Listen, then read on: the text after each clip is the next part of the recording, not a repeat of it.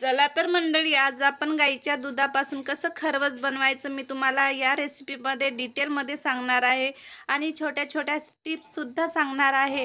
बऱ्याचशा लोकांना खरवस बनवता येत नाही, एकदम चिघळल्यासारखी आणि तुटतात ते वड्या. तर आज या रेसिपीमध्ये मी डिटेलमध्ये सांगणार आहे की वड्या कशा बनवायच्या, कसं आपल्याला दूध घ्यायचं आणि स्टोअरसुद्धा कसे करायचं ते सुद्धा या रेसिपीमध्ये तुम्हाला मी सांगणार आहे. एकदम टेस्टी आणि एकदम दिसायला सुंदर बनवणार आहे ते आज आपण गाईच्या दुधापासून खरवस. तर एंडपर्यंत पाहत राहा, ही रेसिपी तुम्हाला नक्की आवडेल आणि नक्की बनवून बघाल तुम्ही. तर चॅनलवर तुम्ही नवीन असाल तर प्लीज लाईक शेअर सबस्क्राईब करणं बिलकुल विसरू नका आणि मंडळी जास्तीत जास्त सपोर्ट करा आणि जास्तीत जास्त शेअर करा. तर चला, तर हे मी पहिल्या दिवसाचं दूध घेतलेलं आहे गाईचं, म्हणजे चीक म्हटल्या जातात. तर गाईच्या दुधापासूनच आज आपण इथं खरवस बनवणार आहे. तर मी इथे अर्धा लिटर घेतलेलं आहे. त्याच्यामध्ये टाकायचं आहे आपल्याला 2 टीस्पून फक्त कॉर्नफ्लॉर. कॉर्नफ्लॉरच्या जागी तुम्ही अरारोटसुद्धा टाकू शकता, फक्त 1 टीस्पून टाकायचं. तर याचमध्ये आपण फ्लेवरसाठी टाकणार आहे कस्टर्ड. मी इथे मँगो कस्टर्ड घेत आहे, हे सुद्धा मी 1 टीस्पून घेत आहे. 2 टीस्पून इथं आपण अरारोट घ्यायचं किंवा इथं कॉर्नफ्लॉवर घ्यायचं, ते ॲड करायचं. चांगलं इथे एकजीव करून घ्यायचं दुधामध्ये. दूध पहिल्या दिवसाचं जे राहते गाईचं घट्ट राहते. म्हशीचं जरी दूध घेतलं तरी चालेल, काही हरकत नाही, फक्त पहिल्या दिवसाचं घ्यायचं. तर चला, आता हे मिक्स करून झालेलं आहे आपले दोन्हीही याच्यामध्ये जिन्नस. तर आता याच्यामध्ये काय करायचं, आपल्याला साखर पावडर टाकायची.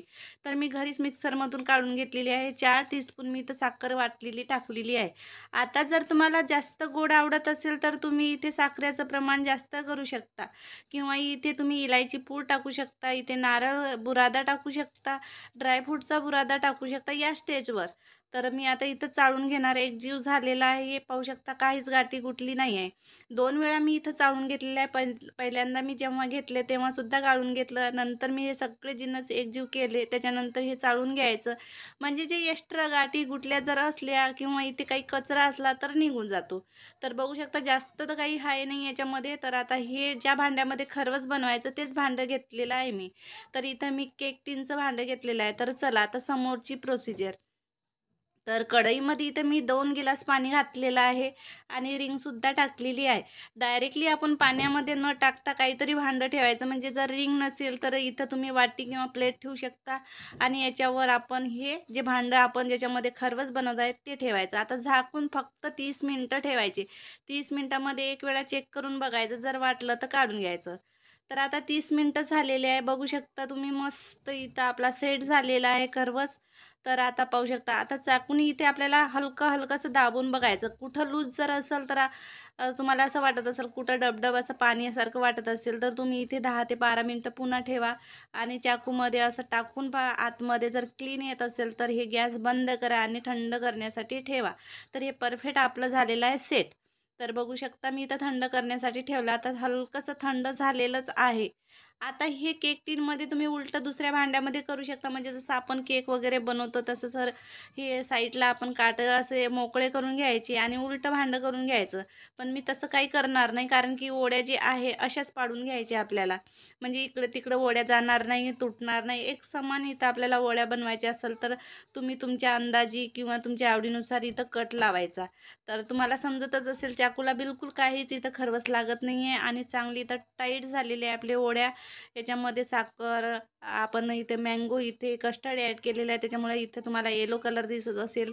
व्हाईट न करता असं येलो कलरसारखा, किंवा इथे तुम्हाला जर दुसरा कलर आवडत असेल तर टाकू शकता. मी कलर काहीच टाकलेला नाही, मँगो कस्टर्ड होतं त्याच्यामुळे असा येलो कलर झालेला आहे. तसं गाईचं दूध पिवळसरच राहते. तर पाहू शकता तुम्ही, मस्त इथं वड्या आपल्या निघत आहे. एकदम क्लीन वड्या आहेत. हे खरवस जे आहे आपण एकदम सोप्या पद्धतीने तुम्हाला दाखवलेलं आहे. जास्त मसाले न टाकता आणि जास्त इथं काही न करता हा आपला खरवस एकदम बर्फीसारखा बनून तयार होतो. बघा तुम्ही किती छान दिसतात की नाही दिसत, आणि एकदम क्लीन निघतात, जशी आपण बर्फी बनवतो बस तशाच पद्धतीचे.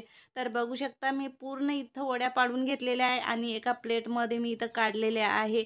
सिंपल पद्धतीने इथं मी सजवलेलं आहे. फक्त गुलाबाच्या पाकळ्या टाकलेल्या आहे. जर तुम्हाला इथं दुसरं डेकोरेट करायची इच्छा असेल तर तुम्ही करू शकता. ड्रायफ्रूट टाकू शकता, कोकोनट पावडर टाकू शकता, जसं तुम्हाला आवडेल तसं. तर बघू शकता छान मस्त इथं खरवस बनवून तयार झालेले आहे. आणि हा बघा वडी मी तुम्हाला दाखवते झूम करून. आणि एकदम स्पंजी बनतात, काहीच वेळ लागत नाही.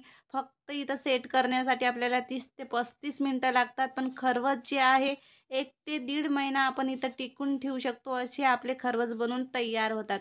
आता जर टिकवायची पद्धत तुम्हाला सांगायची म्हटलं तर एका हवाबंद डब्यामध्ये बटर पेपर लावून तुम्ही इथं बंद डब्यामध्ये ठेवायची फ्रीजमध्ये, आणि जेव्हा तुम्हाला लागेल तेव्हा काढून घ्यायची. पुन्हा हवाबंद डब्यामध्ये झाकून ठेवायची आणि लाँग टाईम याला टिकून ठेवा. खाऊन बघा, बनवून बघा, कशी वाटली तुम्हाला ही रेसिपी नक्की कमेंटमध्ये कळवा. थोडीही माझी रेसिपी तुम्हाला आवडत असेल तर प्लीज मंडळी लाईक, शेअर, सबस्क्राईब करणं विसरू नका. आणि जास्तीत जास्त सपोर्ट करा आणि जास्तीत जास्त शेअर करा. तर चला मंडळी, भेटू आपण एका नवीन रेसिपीसोबत. तोपर्यंत बाय बाय.